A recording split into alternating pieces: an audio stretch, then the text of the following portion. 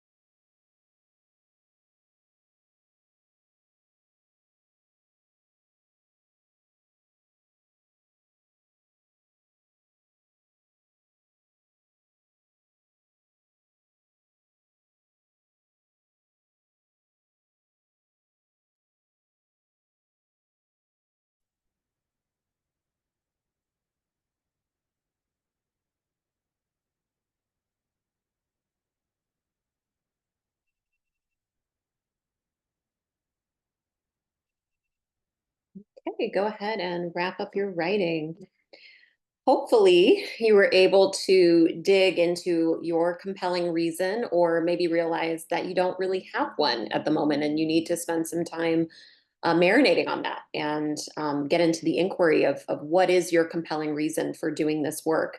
Being a solo artist, I think, is one of the most rewarding, empowering art forms there is. However, it's also deeply challenging. And so I think to go the distance and to cross the finish line and endure and have a solo theater career, it's so important to really get in touch with your compelling reason. And I think making sure you hold on to whatever you wrote today and pulling it out whenever you start doubting yourself or wanting to quit. Read it, read your compelling reason, and remember why you embarked on this journey. It will be very helpful along the way. Okay, and you'll see in the chat that I put a lot of announcements. We have a lot going on in the Soaring Solo community as per usual. So I'm just going to roll through those and feel free to put any questions that you might have about any of what I mentioned in the chat as well. Okay, so first up, we have my free solo theater class, The Art of Creating the One-Person Play, that I've been teaching for about 2 decades now. That's happening online on Saturday, September 14th, 10 a.m. Pacific, noon Central, 1 p.m. Eastern. You can sign up on my website under free stuff, and that is a 90-minute free class. If you're ever interested in working with myself or Heather in a more professional capacity, we do initial consultations for $69 on Zoom for an hour.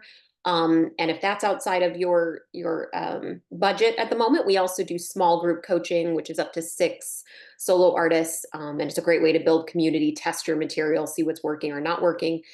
in front of other solo artists. And that is just $39 for 2 hours. So no pressure with any of that, but just letting you know those are some ways you can get involved in a more professional capacity.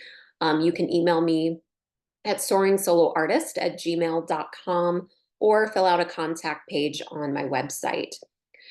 We also have an event called Revealed, which is a virtual reading series. And that is where a solo artist reads a work in progress, a draft of their solo show before it's hit the stage. And you get some feedback on what's working, what's not working, what could be improved, what questions people have. It's a great stake to put in the ground so that you have something that you're working toward.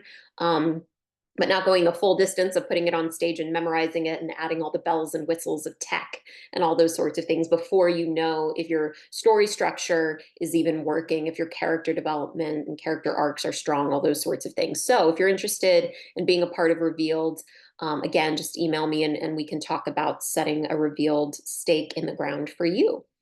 And if you enjoyed today and you want to come back to FreeWrite Friday, the next one is on Friday, September 20th, 1 p.m. Pacific, 3 Central, 4 p.m. Eastern, right here on Zoom. Just sign up the same way you did today.